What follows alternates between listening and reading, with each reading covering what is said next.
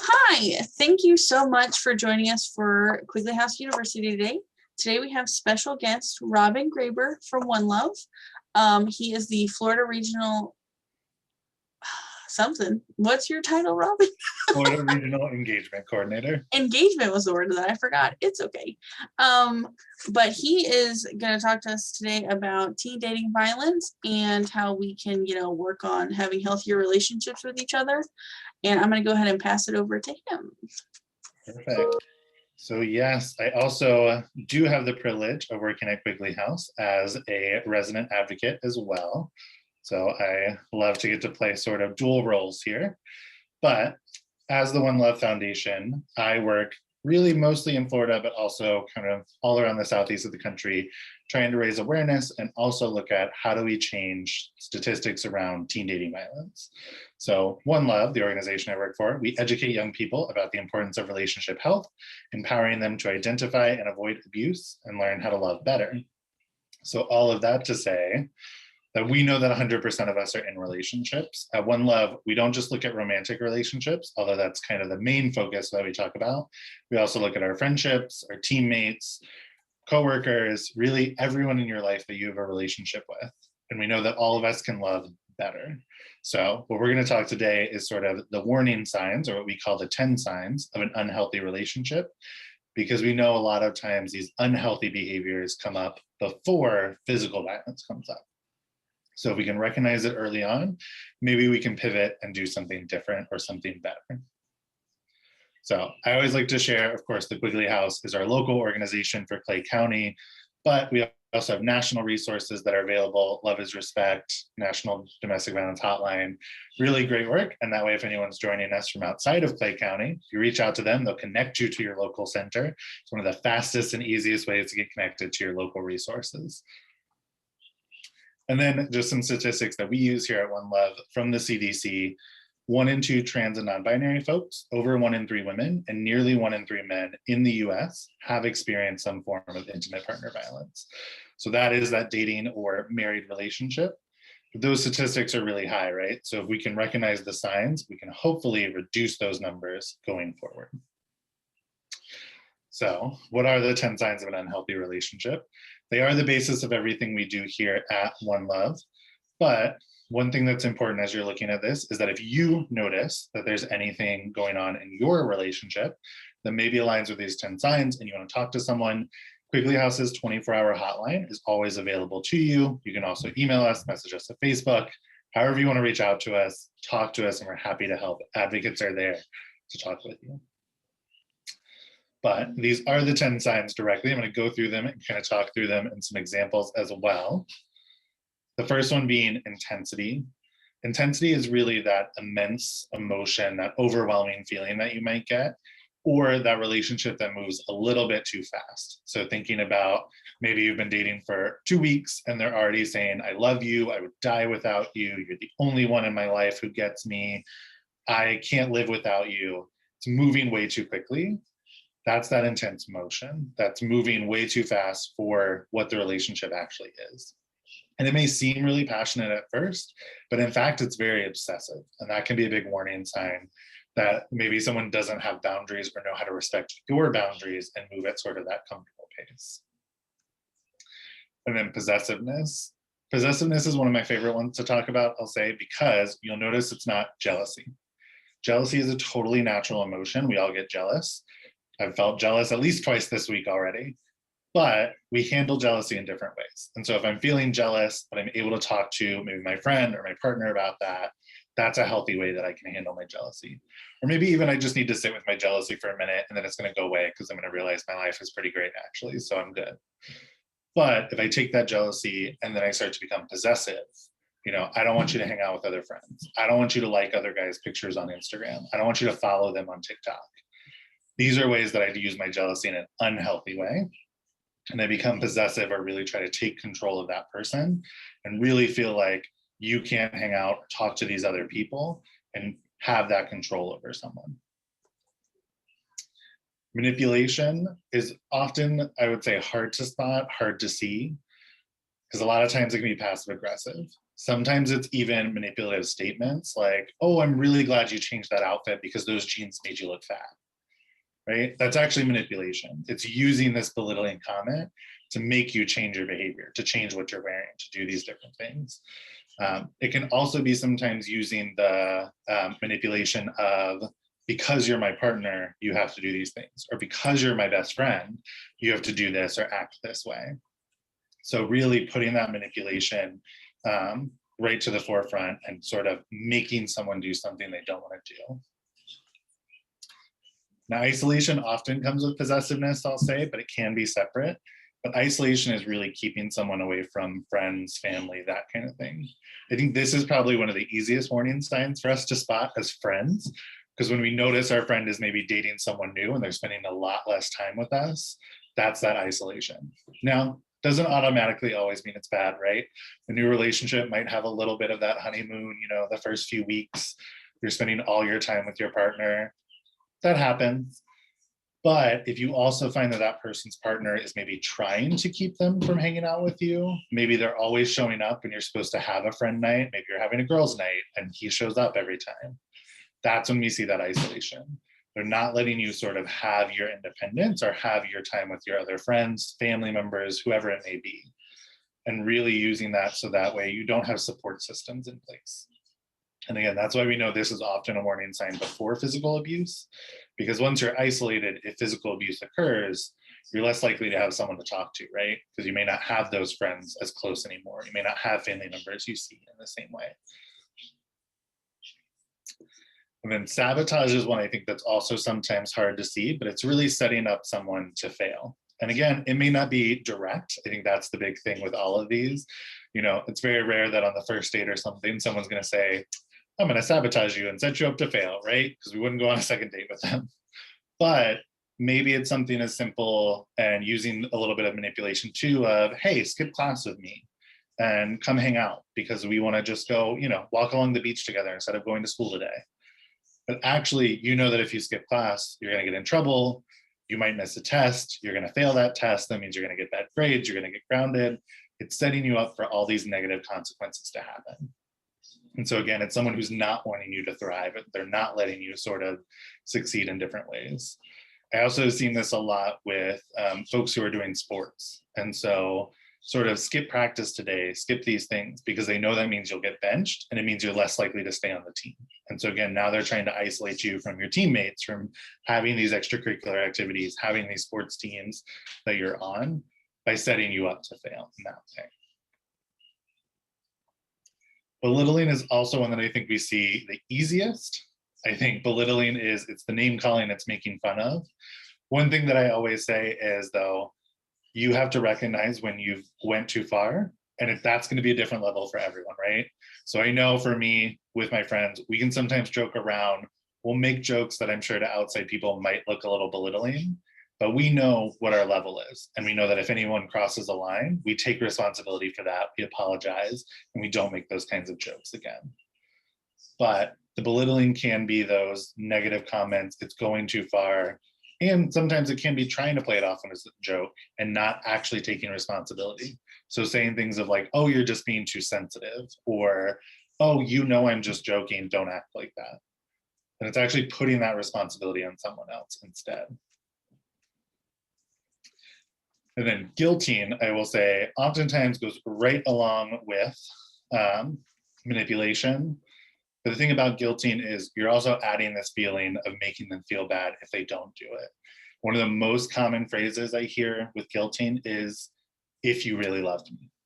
If you really loved me, you'd skip class. If you really loved me, you'd engage in sexual activity with me. If you really loved me, you'd send me those pictures. If you really loved me, you'd do X, Y, Z. And it's really putting that guilt, that responsibility for my happiness onto someone else, and really pressuring them in that way and manipulating them into doing something they may not want to do. Volatility is my other favorite one to talk about, because volatility, oftentimes people think, yeah, anyone who's angry. But again, anger is an emotion. So we all feel angry. We're all going to feel angry again. How you handle that anger, though, is what makes it healthy or unhealthy, right? Just like jealousy. So for me, if I'm feeling angry and I use that to power my run, I'm upset at my roommate, let's say, and I decide I'm angry at them, I want to do something about it, I'm going to go for a run. I'm going to use the energy that I get from being angry to power my run. But if I'm mad at my roommate and I'm angry and I decide to be unhealthy, I could be volatile by maybe taking the dishes out of the sink and breaking them because I felt like they should have been washed earlier, or snapping at them, calling them names. Maybe they ask me a simple question and I blow up at them. That's that volatile nature. It makes it feel like you're on a roller coaster of emotions with someone and really feeling like they have those major mood swings. They're really, you never know kind of what you're walking into. And then deflecting responsibility. I mentioned a couple of times about taking responsibility. The opposite of that is really deflecting the responsibility. So not accepting that you've caused harm to someone. So again, maybe you're making jokes, maybe it's normally okay, and then you say something that crosses a line, you didn't know it crossed the line. Deflecting responsibility is using that and saying, well, you're just being too sensitive, or you just need to know how to take a joke. When in fact, you need to take that responsibility. Can also be blaming it on other things. So I only did it because I was drunk. I only did it because I was high. I only did it because I was depressed. So blaming it on other things rather than taking responsibility for your actions and recognizing that you did those things. And then the last of our 10 signs of an unhealthy relationship, betrayal. Most of the time when I talk about betrayal, people immediately think about cheating. I think that's the biggest one that we can see, right? Someone who cheats on you. Maybe they engage in sexual activity with somebody else, make out with somebody else. But it's also just breaking of trust. So maybe I tell my best friend something really important, but also hard to talk about, and they go and tell our other friends. That's a breach of trust. That's betrayal. I told them something in confidence that I wanted them to keep between us. I wanted to have that person I could talk to. And now they've broken that trust and really spread that around to other people or brought it up to other people that I wasn't comfortable with that being shared. So those are the 10 signs of an unhealthy relationship. I'm going to talk a little bit in a minute on just sort of what do you do if you think you're seeing them, but I always think that it's important to look at the unhealthy, or the healthy as well. But one thing before I do that is you may have been looking at the 10 signs and thinking, oh, I have friends who are experiencing this, maybe I'm experiencing this. Or what I did the first time I saw the 10 signs was go, oh crap, I've done some of these things. I definitely have known when I've sabotaged relationships or I've had betrayal in the past where I've been the one doing some of the unhealthy things. I think all of us probably can look at those 10 signs and find one or two, if not multiple, that we've done. So I want to always touch on the healthy because what now you can do is pivot to the healthy. I want to erase a little bit of the stigma. You know, if there's a lot of repetition, we know that's a dangerous sign, but maybe you're looking at it and you're like, oh crap, I've manipulated once or twice. So what do you do instead? You move to the healthy side instead. You respect boundaries, you listen to folks, and then you look at our healthy signs. So these are the 10 healthy signs. I'll quickly go through those as well. Comfortable pace, really the opposite of intensity. You're just moving at a pace that works for both people. So maybe in the new relationship, you're waiting until you're both comfortable to say you're exclusive. You're waiting to post it on Instagram until you both feel comfortable saying it's Instagram official, right? You come up with that together. It's not one person moving at a faster pace than the other. Trust, I think, is one of the hardest ones that we have, but really you have confidence that your partner is not going to do anything to hurt you. You trust them, you know that they're not going to do anything that causes harm or upsets you, and you know that you can talk to them about whatever you need to. Honesty, also you know that they're going to be truthful and you know that you can be truthful with them. So you know that, I can speak candidly, I can speak openly. I think honesty is what I will say is the biggest one, that even if you're having some of the unhealthy signs, if you have honesty, then most of the time you can work through some of the unhealthy, because you've got to be able to talk to your partner when you see the unhealthy signs coming up. You got to be able to say, you're belittling me and that really hurts my feelings. You have to be able to be honest with your partner and say that for them to change their behavior to the healthy side instead. Independence, really just having that chance to be yourself, to have your own things. I think oftentimes in new relationships, we think we have to like all the same things.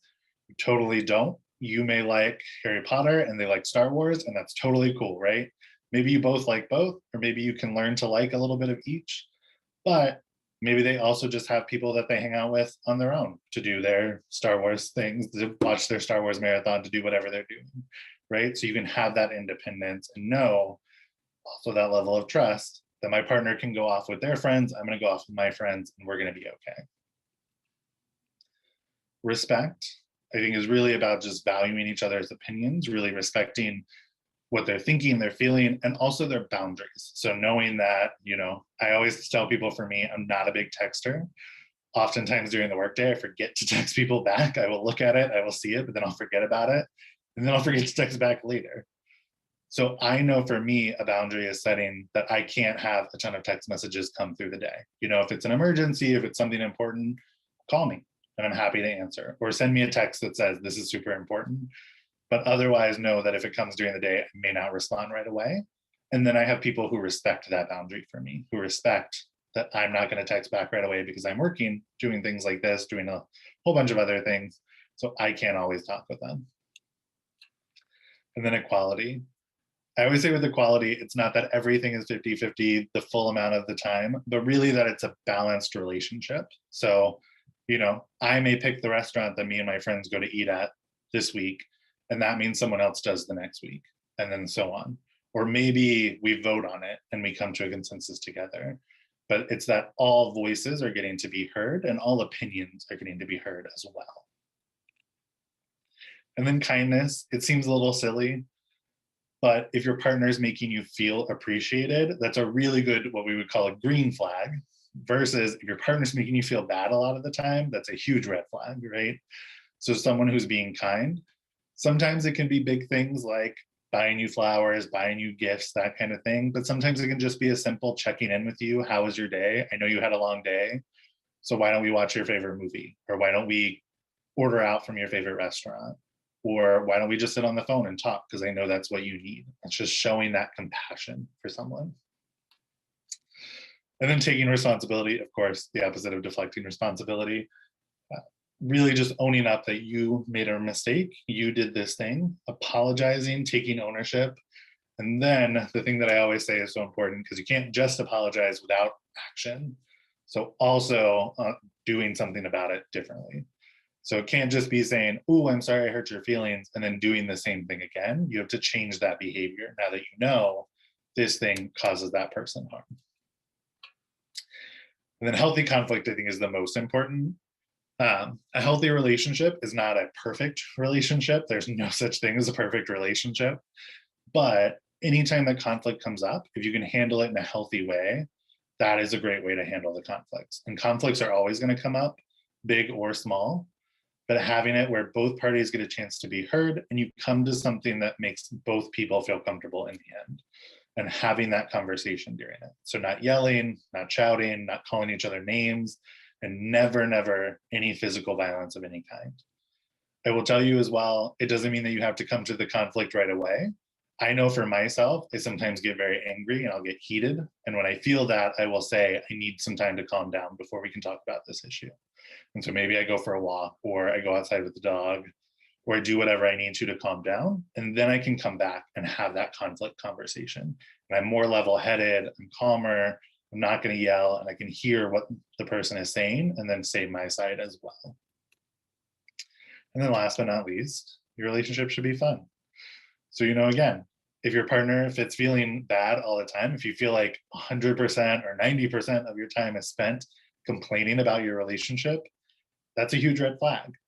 But if you're having fun in your relationship, it's fun to be in, you feel excited to be in it, that's a huge green flag as well. So those are all of our 10 signs, I will say.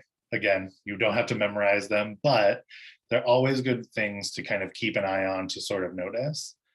If you notice, though, that your friend is maybe experiencing some unhealthy things in their relationship, you're sitting with them, you're talking with them, we give these 7 tips. So first, starting the conversation on a positive note.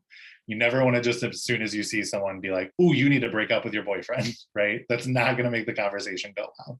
So I like to just start with a simple, like, "How are you? It's so good to see you. Maybe we're sitting down for coffee. Maybe we're sitting down for lunch, whatever it is." And then I want to focus on the unhealthy behaviors. The fact is, this person has feelings for their partner. So if I walk right in and I'm like, "Ooh, you got to break up with Michael. He's a bad guy." They're going to want to defend Michael, right?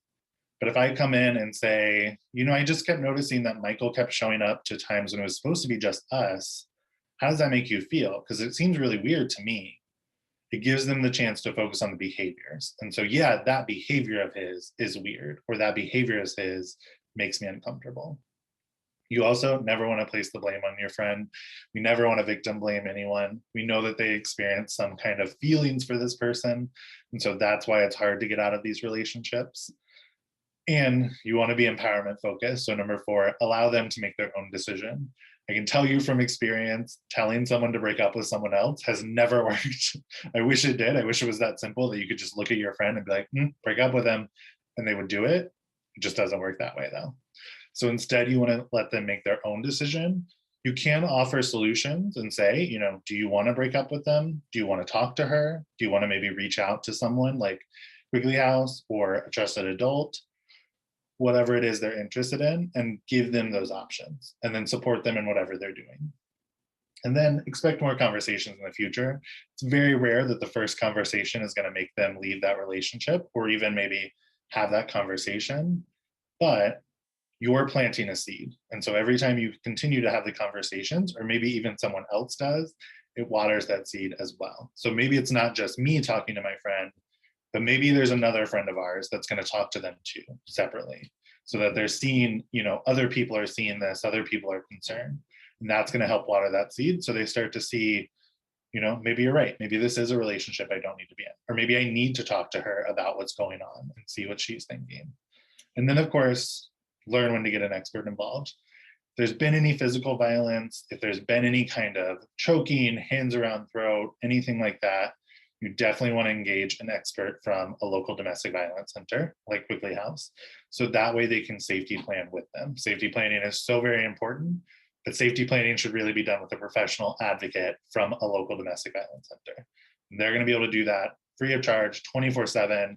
You can also stay anonymous if you want to, and you call a hotline, which is a great thing to know. And if you were concerned about a friend, you can call a hotline as well and talk to advocates about what's going on. And they can give you some advice, some tips, and help you have that conversation with your friend. But then, of course, what if we're friends with the person who's doing the unhealthy things? I know a lot of us would like to think that's not possible, but all of us do unhealthy things. So maybe we'll notice it. First and foremost, talk about it without judgment. Again, you don't want to come right into the conversation, "You're a horrible person," because that person's just going to shut down and not listen to you, right? But you want to just talk to them about what's going on. Also know where to refer them. Know if there's resources that are maybe available to them. Maybe you have a school counselor who can help talk to them. Maybe there's a school psychologist as well. Maybe one of your after school programs has somebody they could talk to, a coach. Maybe they want to reach out to us and talk through what's going on. They're always welcome to do that as well. And then use the 10 signs language to point out the behaviors. So again, you're not going to call them a bad person, but really look at, hey, why are you blowing up his phone when he hasn't responded to your text? That seems a little intense right now. And really focus on that instead. So again, they can look at behaviors and say, "Ooh, maybe you're right. That is a little too intense. I'm going to put my phone away." Great. And a lot of times they won't notice they're acting in an unhealthy way. So again, you may be the one opening their eyes to it. That's okay. We want to be that person. We want to open their eyes that what they're doing is unhealthy. And again, come from that educating mindset versus the judgmental. And know that it can stem from other risk factors as well. I always say, just because someone maybe experiences domestic violence in the home does not mean they will automatically go on to do domestic violence or be violent, but sometimes that can happen. Or maybe they have a lot of trust fears and you can be the person they can talk to about that. Or there's a lot of other things that could come up. That's totally fine, but remind them that they're still doing an unhealthy thing and they got to take responsibility for that. So with that, another reminder about just wrap up of national resources. One of the things I'll say that's great is Love is Respect does have a text line. So if you do need to text, if you're not, I know with quarantine, we're sort of all in the same spaces these days. So if you don't feel like you can talk on the phone to someone, Love is Respect has a text line that you can get some general tips, and then they will refer you to Quickly House. And as best you can to give us a call in a safe way, please do so. We're 24/7. And then if you're a young person who really cares about the issues, One Love has student leadership opportunities. I will just briefly mention, if you go to our website, you'll find our ambassador program, but you can actually lead workshops, educational opportunities, and you can even do work to support your local domestic violence centers. One of our teen ambassadors in Clay County here has actually done drives for Quigley House to collect canned goods, collect shampoo, conditioner, all the different things that we need for survivors in the shelter. So you can actually do that as well. And you can always learn more about One Love on our website, joinonelove.org. We have a great blog. And of course, follow us on social media as well, on Instagram at join1love. But thank you all so much for your time. Thank you so much, Robin, for that really, really great presentation. If you are watching this and you have any questions about, how to support your friend, or if you want assistance, you can always reach out to our hotline, just like Robin said. And the number will be in the description of the video as well. And this recording will also be posted on all of our social medias, so that way you can access it after as well. Or you can, DM us on Instagram, Twitter, Facebook, or, go to One Love's website as well. But thank you so much, Robin, and we hope that everybody had a great day. Thank you.